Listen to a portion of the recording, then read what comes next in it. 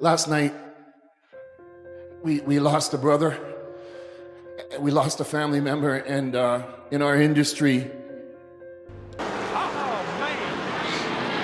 This is great. I just hope Dale's okay. I guess he's all right, isn't he?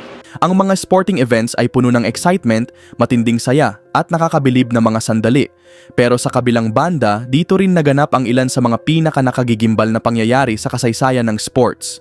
Sa video na ito, tatalakayin natin ang malulungkot na kwento ng ilan sa kilalang atleta na bigla na lamang nakitil habang nasa harap mismo ng kanilang mga taga-suporta at nag-iwan ng masakit at nakakaantig na alaala ng kanilang mga huling sandali.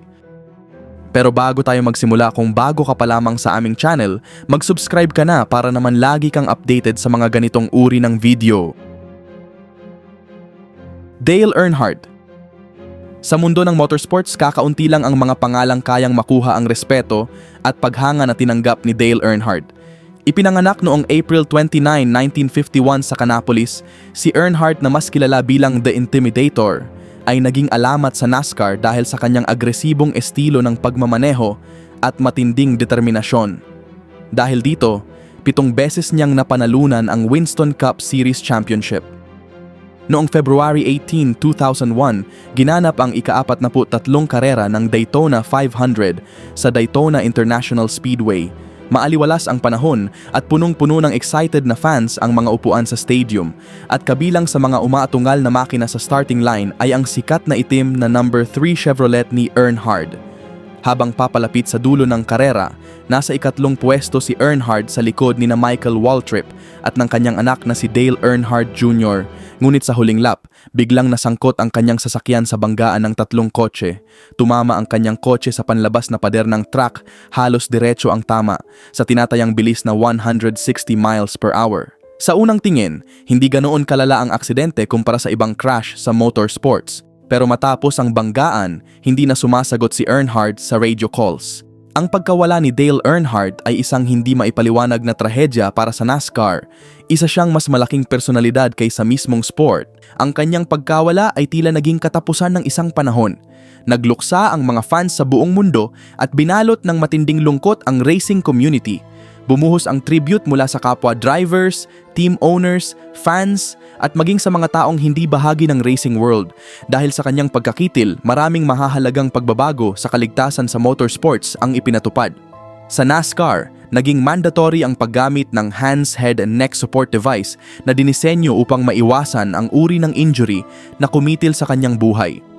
Naglagay rin ng mas ligtas na barriers at energy-absorbing walls sa mga racetrack upang mabawasan ang impact ng mga aksidente. Sa kabila ng mga pagbabagong ito, nananatiling nakatatak sa isipan ng mga fans ang huling karera ni Earnhardt. Isa itong nakakatakot na paalala ng panganib na kaakibat ng high-speed racing at ng totoong halaga ng thrill at excitement sa sport.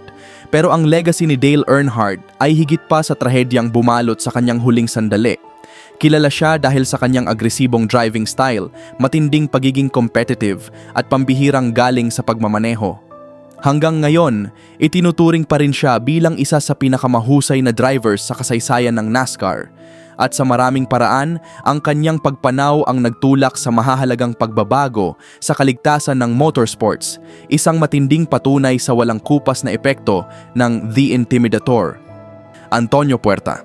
Si Antonio Puerta ay isang mahusay na football player na nakilala dahil sa kanyang technical skills, pagiging versatile sa laro, at walang kapantay na pagmamahal sa football. Ipinanganak noong Nobyembre 1984, unti-unti siyang umangat hanggang maging isa sa mga pinakamahalagang manlalaro ng Sevilla FC, dahilan para mahalin siya ng mga fans at respetuhin ng kapwa-atleta.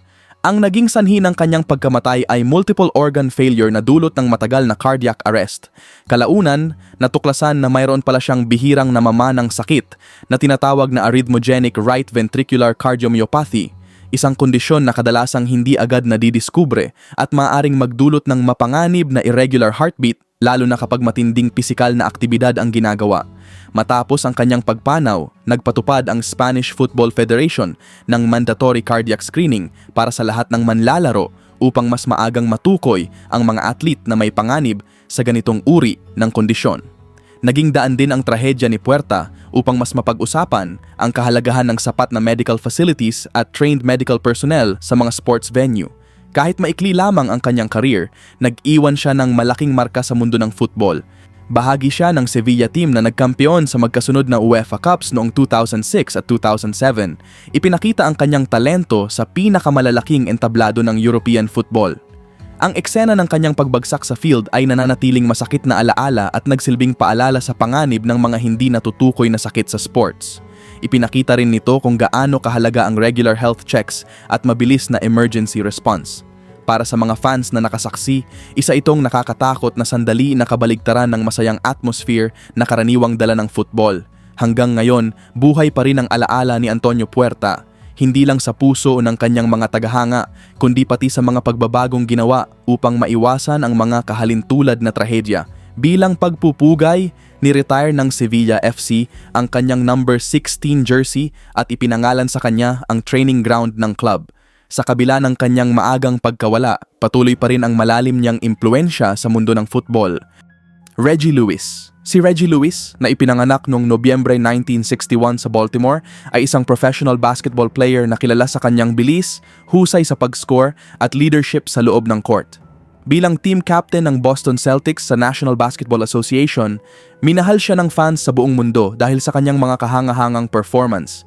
Ngunit noong July 27, 2003, habang nasa isang off-season practice game sa Brandeis University, biglang naganap ang trahedya. Habang naglalaro, bigla na lamang bumagsak si Lewis sa court at nawalan ng malay. Sa kabila ng agarang pagresponde ng medical team, idineklara siyang kitil makalipas ang 2 oras sa isang lokal na ospital. Ang sanhi ng kanyang pagkawala ay cardiac arrest na kalaunan ay iniugnay sa sakit sa puso na hypertrophic cardiomyopathy. Ang kanyang pagpanaw sa edad na 27 ay lubos na gumulat sa basketball world. Bilang pag-alala sa kanya, ni-retire ng Celtics ang kanyang jersey number 35. Ang kanyang pagkamatay ay nagsilbi ring matinding paalala sa kahalagahan ng regular health screenings para sa mga atleta, dahilan upang higpitan pa ng NBA at iba pang sports organizations ang kanilang medical examinations. Patrick Ekeng. Si Patrick Ekeng, ipinanganak noong March 26, 1990, ay isang masigla at talentadong midfielder na naglaro para sa Dinamo Bucuresti sa Romania's Liga 1. Dahil sa kanyang energy sa field at husay sa football, nakakuha siya ng respeto mula sa fans at kapwa manlalaro. Noong May 6, 2016, sa isang laban kontra sa Viitorul Constanța, bigla siyang bumagsak sa field 7 minuto lamang matapos siyang ipasok bilang substitute player. Kahit mabilis ang naging responde ng medical teams, idiniklara siyang wala na makalipas ang 2 oras. Ang sanhi ng kanyang pagkamatay ay heart attack, isang pangyayaring ikinagulat ng football fans sa buong mundo. Bumuhos agad ang pagluluksa mula sa mga fans, teammates at maging mga kalabang manlalaro. Bilang pagpupugay, ni-retire ng Dinamo Bucuresti ang kanyang jersey number 14. Ang trahedya ni Ekeng ay lalo pang nagbigay diin sa kahalagahan ng agarang medical response at mas mahigpit na heart screening procedures sa sports. Hanggang ngayon, ang kanyang kwento ay nananatiling masakit na paalala kung gaano ka-unpredictable ang buhay kahit para sa mga mukhang malalakas at malulusog na atleta. Bill Masterton. Si Bill Masterton ay isang Canadian-American ice hockey player na ipinanganak noong August 13, 1938 sa Winnipeg. Kilala siya bilang isang mahusay na forward na may matinding dedikasyon, husay at pagmamahal sa laro. Naglaro siya para sa Minnesota North Stars sa National Hockey League. Pero noong January 18, 1968, habang naglalaro laban sa Oakland Seals, biglang nagbago ang lahat. Malakas siyang nabangga ng 2 kalabang manlalaro dahilan para mawalan siya ng balanse at bumagsak ng paatras sa yelo. Sa matinding impact, diretsong tumama ang kanyang ulo sa matigas na ice rink. Agad siyang nawalan ng malay at hindi na muling nagising pa. Makalipas ang 2 araw, tuluyan siyang pumanaw dahil sa matinding pinsala sa utak o massive brain hemorrhage. Ang trahedyang sinapit ni Masterton ay nagdulot ng malaking pagbabago sa NHL. Isa ito sa mga naging dahilan kung bakit unti-unting isinulong at kalaunan ay ginawang mandatory ang pagsusuot ng helmet para sa mga manlalaro upang maiwasan ang kahalintulad na aksidente. Bilang pagpupugay sa kanya, Itinatag ng NHL ang Bill Masterton Memorial Trophy, isang taunang parangal na ibinibigay sa manlalarong nagpapakita ng tiyaga, sportsmanship at tunay na dedikasyon sa ice hockey. Chuck Hughes. Si Chuck Hughes ay isang American football player na ipinanganak noong March 2, 1943 sa Philadelphia. Naglaro siya bilang wide receiver para sa Detroit Lions sa National Football League at nakilala dahil sa kanyang sipag, determinasyon at talento sa field. Noong October 4, 1971, habang nagaganap ang laban kontra Chicago Bears sa Tiger Stadium, bigla na lamang bumagsak si Hughes sa gitna ng laro kahit walang tumamang kalaban sa kanya. Agad siyang isinugod sa ospital ngunit hindi na siya nailigtas ng mga doktor. Napag-alaman na ang sanhi ng kanyang pagkamatay ay atherosclerotic coronary artery disease, isang kondisyon sa puso na nagdulot ng nakamamatay na heart attack. Si Chuck Hughes ang nag-iisang NFL player sa kasaysayan na namatay habang aktwal na nasa laro. Dahil sa trahedyang ito, mas pinaghigpitan ng NFL ang health screenings para sa mga manlalaro, lalo na pagdating sa kondisyon ng puso at cardiovascular health. Ang kanyang pagkawala ay nagsilbing matinding paalala na kahit ang mga profesional na atleta ay maaaring may mga tahimik na sakit na hindi agad napapansin. Dan Snyder. Si Dan Snyder ay ipinanganak noong February 23, 1978 sa Elmira. Isa siyang talentadong Canadian ice hockey player na naglaro bilang forward para sa Atlanta Thrashers sa National Hockey League. Noong September 29, 2003, nasangkot si Snyder at ang kanyang teammate na si Danny Heatley sa isang malagim na car accident sa Atlanta. Si Heatley ang nagmamaneho ng sasakyan nang mawalan ito ng kontrol dahil sa sobrang bilis at tuluyang bumangga sa isang pader. Sa tindi ng banggaan, tumilapon palabas ng sasakyan si Snyder at nagtamo ng matitinding pinsala. Agad siyang isinugod sa ospital at isinailalim sa medically induced coma habang pilit siyang nilalabanan ng mga doktor upang mailigtas ang kanyang buhay. Ngunit makalipas ang 6 na araw, tuluyan din siyang pumanaw dahil sa septic shock at iba pang komplikasyong dulot ng kanyang mga tinamong injuries. Ang pagkawala ni Snyder ay naging mabigat na paalala tungkol sa responsibilidad na kaakibat ng kasikatan at tagumpay. Ipinakita rin nito kung gaano kahalaga ang pagiging maingat at responsable sa pagmamaneho. Bilang pagpupugay, ni-retire ng Atlanta Thrashers ang kanyang number 37 jersey. Bukod dito, ipinakilala rin ng NHL ang Dan Snyder Memorial Award, isang taunang parangal para sa manlalarong nagpapakita ng tiyaga, dedikasyon at kasipagan kahit walang kapalit na kasikatan o pagkilala. Ray Chapman. Si Ray Chapman ay ipinanganak noong January 15, 1891 sa Beaver Dam. Isa siyang mahusay na shortstop na naglaro para sa Cleveland Indians sa Major League Baseball. Noong August 16, 1920, habang naglalaro laban sa New York Yankees sa Polo Grounds, isang trahedya ang naganap. Tinamaan si Chapman sa ulo ng bola na inihagis ng pitcher na si Carl Mays. Dahil marumi at madilim na ang bola sa papalubog na liwanag ng hapon, naging mahirap itong makita. Malakas na tumama ang bola sa ulo ni Chapman dahilan upang agad siyang bumagsak sa field. Agad siyang isinugod sa ospital ngunit makalipas ang 12 oras, siya ay pumanaw dahil sa fractured skull o pagkabiyak ng bungo. Hanggang ngayon, si Ray Chapman pa rin ang nag-iisang MLB player na nakitil dahil sa isang on-field incident habang may laro. Ang kanyang trahedya ay nagdulot ng mahahalagang pagbabago sa baseball.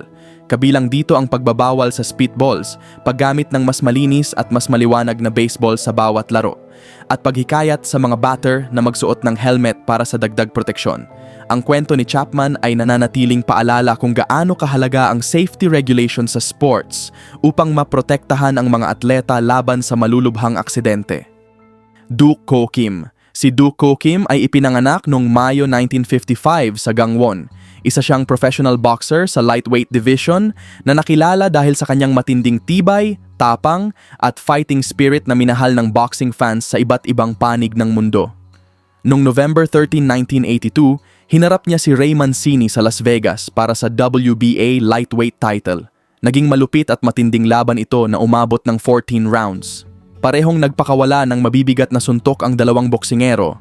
Ngunit sa ika-14 na round, isang napakalakas na right-hand punch mula kay Mancini ang tumama kay Kim at nagpabagsak sa kanya sa canvas. Agad siyang inilabas sa ring at isinugod sa ospital. Ngunit makalipas ang 5 araw, siya ay pumanaw dahil sa matinding brain injury na natamo niya sa laban. Ang pagkawala ni Duk Ko Kim ay nagkaroon ng malaking epekto sa mundo ng boxing. Dahil dito, nagkaroon ng mahahalagang pagbabago sa sport, kabilang ang pagbabawas ng championship fights mula 15 rounds hanggang 12 rounds at pagpapatupad ng mas mahigpit na medical examinations para sa mga boxer.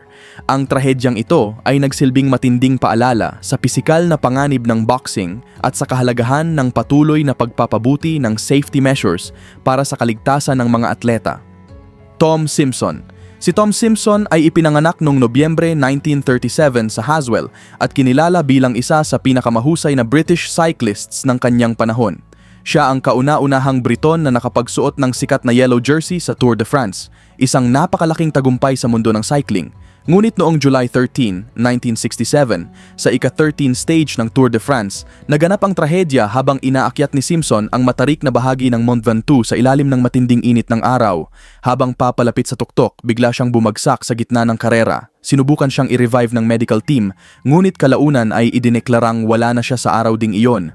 Napag-alamang ang sanhi ng kanyang pagkakitil ay kombinasyon ng matinding heat exhaustion, dehydration at epekto ng amphetamine at alak na kanyang ininom upang labanan ang pagod habang nasa karera. Ang malungkot na pagkawala ni Tom Simpson ay nagdulot ng malaking pagbabago sa professional cycling. Mas hinigpitan ng mga regulasyon laban sa paggamit ng ipinagbabawal at mas pinagtutuunan ng pansin ang kalusugan at kaligtasan ng mga riders habang nasa karera. Hanggang ngayon, nananatiling mabigat na paalala ang kanyang kwento tungkol sa panganib ng performance-enhancing substances at sa matinding pisikal na hirap na minsang tinitiis ng mga atleta alang-alang sa tagumpay. Phil O'Donnell. Si Phil O'Donnell ay ipinanganak noong March 1972 sa Belshire. Isa siyang dedikado at masipag na football player na kilala dahil sa kanyang work ethic, leadership at matinding pagmamahal sa laro. Bilang central midfielder, ginugol niya ang malaking bahagi ng kanyang career sa Motherwell FC sa Scottish Premier League kung saan naging respetado siya ng fans at kapwa manlalaro. Ngunit noong December 29, 2007, habang naglalaro laban sa Dundee United sa Fir Park, biglang nagbago ang lahat. Sa ika-72 minutes ng laban, habang papalabas na siya ng field para palitan bilang substitute, bigla na lamang bumagsak si O'Donnell sa gitna ng pitch. Agad siyang nilapitan ng medical staff at binigyan ng emergency treatment bago isinugod sa Wishaw General Hospital. Ngunit sa kabila ng lahat ng pagsisikap, idineklara rin siyang kitil kalaunan. Napag-alamang ang sanhi ng kanyang pagkakitil ay left ventricular failure ng puso.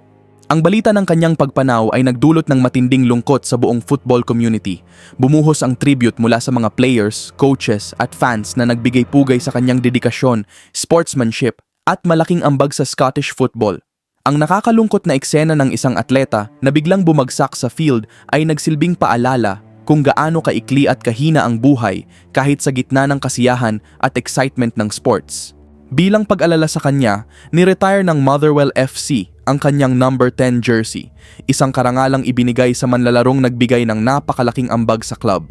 Dahil din sa kanyang pagkawala, lalo pang pinagtibay ang kahalagahan ng mahigpit na health check sa football, partikular na ang cardiac screening para sa mga manlalaro. Kahit wala na siya, patuloy pa ring buhay ang alaala ni Phil O'Donnell sa kasaysayan ng Scottish football. Naglaro siya ng mahigit 200 games para sa Motherwell FC at naging bahagi ng koponang nanalo sa Scottish FA Cup noong 1991. Ang kanyang sipag, dedikasyon at pagmamahal sa laro kasama ng trahedyang bumalot sa kanyang huling sandali ay tuluyang nag-ukit ng kanyang pangalan sa kasaysayan ng football. Ang kwento ni Phil O'Donnell ay isang matinding paalala na kahit sa gitna ng saya, tagumpay at passion sa sports, maaaring magbago ang lahat sa isang iglap. Ipinapakita rin nito kung gaano kahalaga ang matibay na health and safety measures upang maprotektahan ang buhay ng mga atleta habang hinahabol nila ang kanilang mga pangarap at tagumpay.